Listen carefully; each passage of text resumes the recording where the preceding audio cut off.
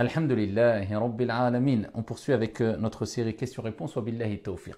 Celle ou celui qui sont amenés à boire ou à manger pendant la journée de jeûne de façon involontaire, c'est-à-dire par oubli, est-ce que leur jeûne est valide, oui ou non? Et est-ce qu'ils doivent rattraper obligatoirement leur jeûne, oui ou non? Il faut savoir que c'est un sujet de divergence. Et bien sûr, ça ne suffit pas de dire aux gens, quand on nous pose une question, il y a divergence, suis tes passions ou suis ce que tu veux. Ça n'a jamais été connu, ce genre de réponse chez les plus grands des érudits qui ont marqué l'histoire, bien sûr. Donc ici, on garde une cohérence et on suit toujours l'école de l'imam Malik, rahimahullah ta'ala, du moins pour ceux qui suivent cette école de jurisprudence. Il faut savoir que dans l'école de l'imam Malik, rahimahullah ta'ala, la personne doit obligatoirement rattraper son jeûne.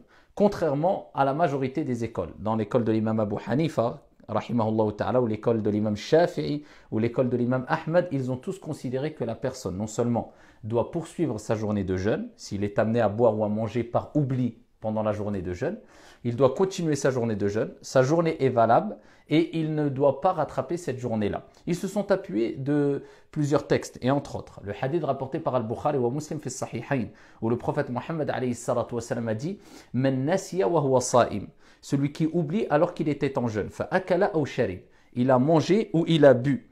« Falyutimma sawmahu » qu'il poursuive sa journée de jeûne. « Fa innama at'amahu Allah wa saqah » car c'est Allah qui l'a abreuvé, qui l'a nourri. Donc ils ont utilisé ce hadith pour dire comme quoi le prophète a dit explicitement que celui qui est amené à boire ou à manger par oubli doit continuer sa journée de jeûne. C'est Dieu qui l'a abreuvé, qui l'a nourri. Ils ont utilisé un autre texte où le prophète alayhi salatu wa salam a dit « Il a été pardonné à ma communauté l'erreur et l'oubli ».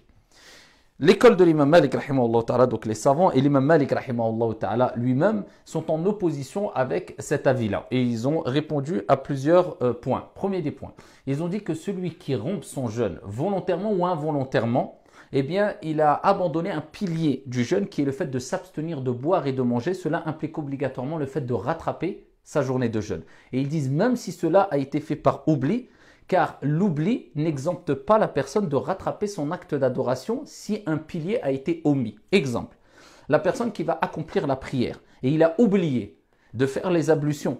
Est-ce qu'on va lui dire que comme tu as oublié, tu as fait une prière sans ablution, ta prière est valable? Non, les savants vont considérer que cette personne-là n'est pas pécheur, donc elle n'a pas commis de péché, elle ne mérite pas d'avoir un péché quelconque parce qu'elle l'a fait par oubli. Et là, on comprend le hadith où le prophète alayhi salatu wa salam a dit « Il a été pardonné à ma communauté l'erreur et l'oubli ». Ça veut dire que celui-là n'a pas de péché, contrairement à celui qui aurait prié volontairement sans ablution. Et ils disent par contre, tu dois rattraper ta prière. De même, celui qui va rompre le jeûne involontairement, il n'a pas de péché. Parce que le prophète alayhi salatu wa salam a dit que la communauté lui a été pardonnée l'erreur et l'oubli. Par contre, il doit rattraper sa journée de jeûne. Donc ils ont répondu à ce premier point de la sorte. Le deuxième point, ils ont dit concernant le hadith de Bukhari ou Muslim, dit il n'y a aucune contradiction avec notre avis. Car le prophète alayhi salatu wa salam a dit que celui qui boit ou qui mange par oubli doit continuer sa journée de jeûne, car c'est Dieu qui l'a abreuvé, qui l'a nourri. Ils disent il n'y a pas de contradiction. Est-ce que le prophète a stipulé clairement qu'il ne doit pas rattraper sa journée de jeûne? Non. Il a dit simplement qu'il doit continuer sa journée de jeûne.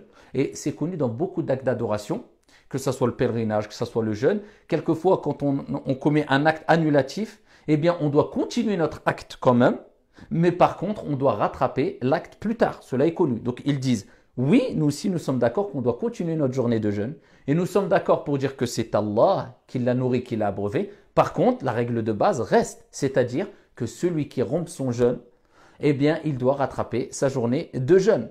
Et ils disent de plus, si le prophète n'a pas dit de façon claire que la personne n'a pas rattrapé sa journée de jeûne, cela veut dire qu'on reste sur le principe de base qu'il doit rattraper sa journée de jeûne. Car la règle de base, c'est qu'on doit rattraper sa journée de jeûne si la personne a rompu son jeûne volontairement ou involontairement, cela va de soi. Voilà pourquoi, à titre d'exemple, quand le prophète alayhi salatu wa salam a répondu à la personne, le hadith très connu, qui est venu le voir en lui disant « Ya Rasulallah, j'ai eu un rapport avec mon épouse pendant la journée de jeûne ».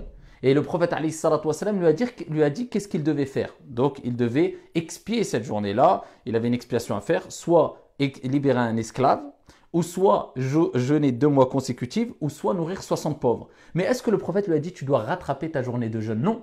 Pourtant, les savants vont considérer qu'il doit rattraper sa journée de jeûne. Mais pourquoi? Parce que la règle de base reste, ça va de soi. C'est ce qui est connu chez les gens, c'est qu'il doit rattraper sa journée de jeûne. Voilà pourquoi, dans l'école de l'imam Malik, rahimahullah ta'ala, l'école de ce grand savant qui a marqué l'histoire, l'imam Malik qui lui-même a pris la science directement des tabi'in, qui eux-mêmes ont pris la science directement des compagnons du prophète alayhi salatu wassalam, qui eux-mêmes ont pris la science directement du prophète alayhi salatu wassalam, a considéré qu'il devait rattraper sa journée de jeûne. C'est un sujet de divergence, mais de là à entendre certaines personnes qui disent les Malikites, l'imam Malik n'a pas de preuve, c'est un manque de pudeur énorme vis-à-vis de l'imam Malik, vis-à-vis de la science, vis-à-vis de cette noble religion. C'est une preuve ici de l'ignorance de la personne et la preuve qu'il a un manque de science énorme malheureusement. Il y a un respect à avoir concernant les divergences et c'est simplement pour vous dire que cet avis-là, il est fondé et je vous ai donné simplement certains points. Donc, al-mashhour, dans l'école de l'imam Malik, c'est que celui qui a bu ou qui a mangé par oubli pendant la journée de jeûne, il doit continuer sa journée de jeûne,